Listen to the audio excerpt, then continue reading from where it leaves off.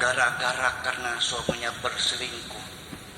Setelah bercerai dia tidak mau kawin lagi, takut terulang lagi. Ya goblok. Manusia. Kalau manusia itu obatnya manusia lagi. Iya. Ngapain masih muda ya Pak Kiai? Umur saya sudah 40, Bu, 40 tahun tuh sedang di puncak kecantikan. Ya Allah, nggak paham-paham, Bu. Umur 25, masih pentil. Masih bau, masih asem ya bahasanya juga. Perempuan tuh di puncak kecantikan tuh umur 40 tahun. Ya, sampai 50 itu masih stabil. 50, 60 baru melandai. 60, 70 terjun bebas.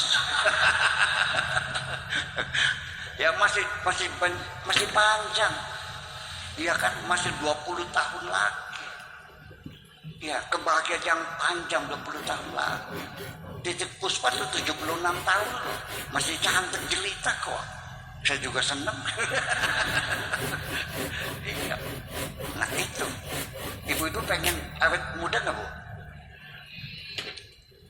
Nggak usah pakai dibotok lagi dah, nggak usah pakai silikon lagi dah. Kalau pengen cantik dari diri kita sendiri, jangan pernah menyimpan dendam dan kebencian di dalam hati.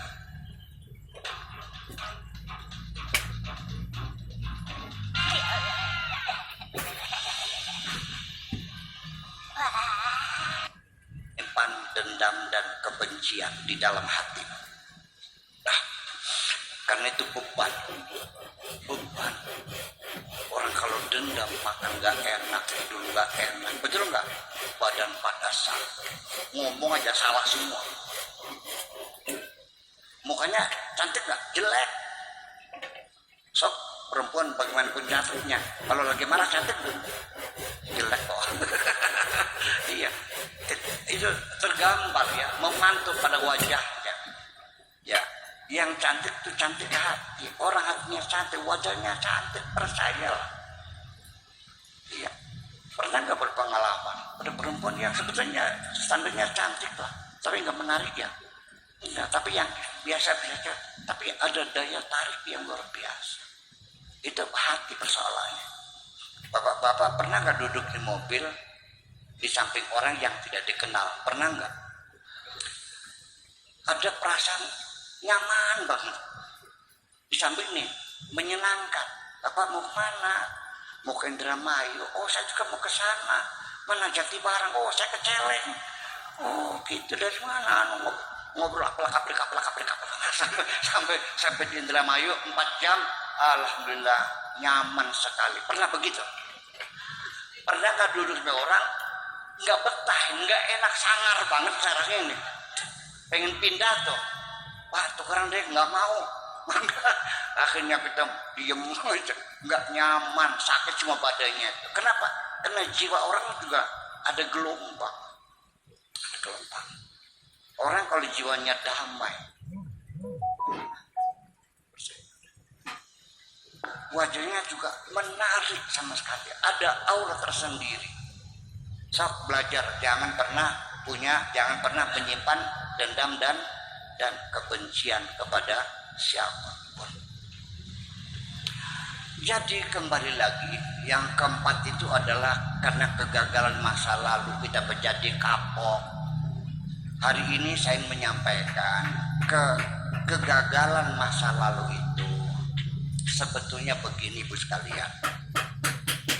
Orang itu harus paham ya, bedanya sekolah dengan kehidupan itu apa bedanya? Bedanya kalau sekolah kita dikasih pelajaran dulu, betul nggak? Lalu akhir tahun baru diuji, betul? Kita sekolah dikasih pelajaran dulu, akhir tahun baru diuji. Tapi dalam kehidupan pertama-tama kita diuji dulu oleh Allah. Dari ujian itulah kita mendapatkan pelajaran-pelajaran dari Allah. Salah satu penyakitnya ketika gagal jangan menyalahkan siapapun. Itu pertanda bahwa dia tidak mau memperbaiki diri, dia tidak mau menerima pelajaran dari Allah. Iya dong, ini penyakit gara-gara kamu. Itu penyakit semacam itu. Jadi pengalaman yang lalu itu ya sudahlah, kita jadikan sahabat baik saja. Karena pengalaman masa lalu itu pahitnya, getirnya, jeleknya, busuknya itu adalah kekayaan hidup kita sebagai pelajaran. Yang penting ke depan kita jangan terjerumus di lubang yang sama. Itu hadis Nabi, itu hadis motivasi. Kenapa nggak dicari? Yang nyarinya haram halal saja. Sampai rokok jadi masalah tuh. Saya jadi ya sakit hati mangga, saya senang aja. Saya ngerokok nih. Di YouTube ada komentarnya tuh. Saya kagum dengan ceramah-ceramah Anda. Anda hebat, ceramahnya enak, menyejukkan. Tetapi begitu saya melihat Anda ngisap rokok, langsung saya matikan. Ngomong apa? Saya marah juga enggak, saya ketawa aja.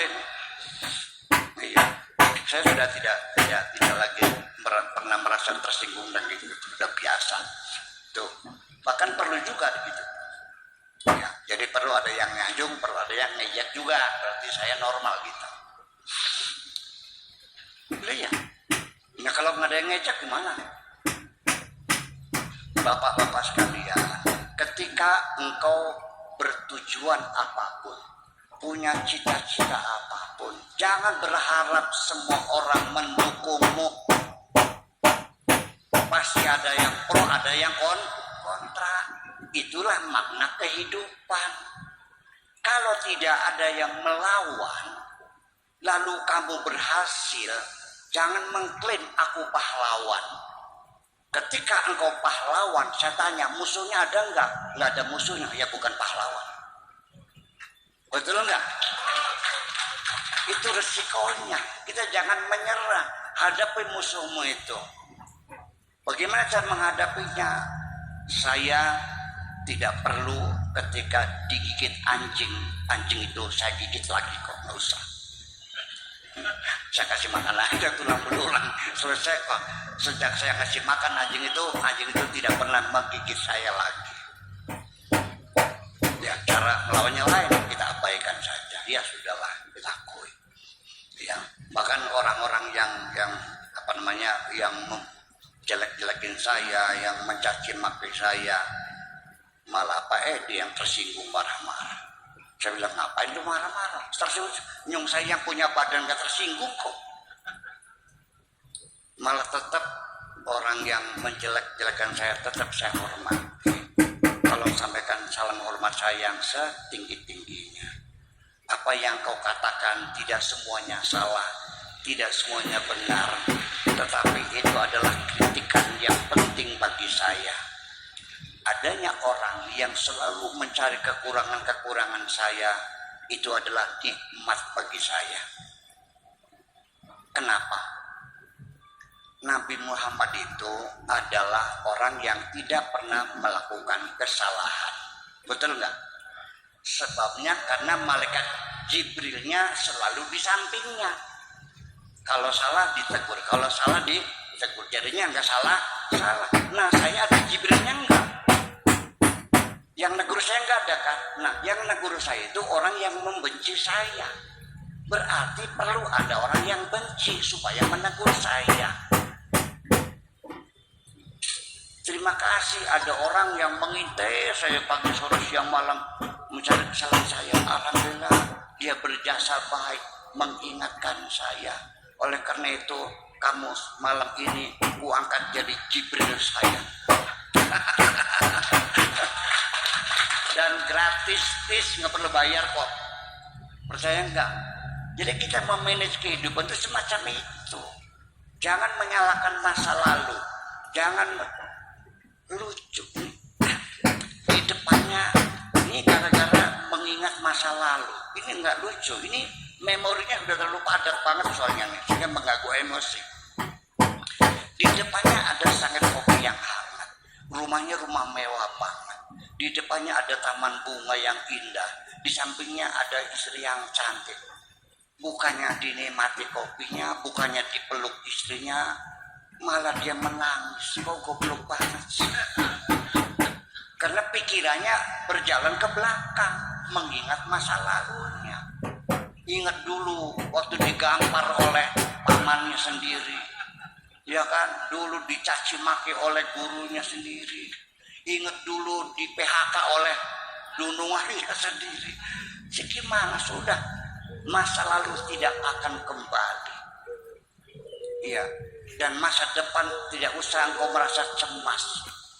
Masa depan belum terjadi dan belum ada dan juga belum menjadi milikmu. Apa yang bakal terjadi besok kita tidak tahu. Ini ayat-ayat motivasi dalam Al-Quran. Wa ma tadri nafsun madza taksibu ghadan wa ma tadri nafsun bi ayyi ardin tamut. Tidak ada seorang pun tahu apa yang bisa dilakukan besok. Tidak ada pun yang tahu bakal matinya di negeri mana, di tanah mana, nggak tahu. Ya, ayat motivasi. Jadi masa depan itu belum ada, ya udah nggak usah ditakuti. Menakuti sesuatu yang belum ada. Kalau kita tidak tahu apa yang bakal terjadi, kenapa harus kamu pikirkan?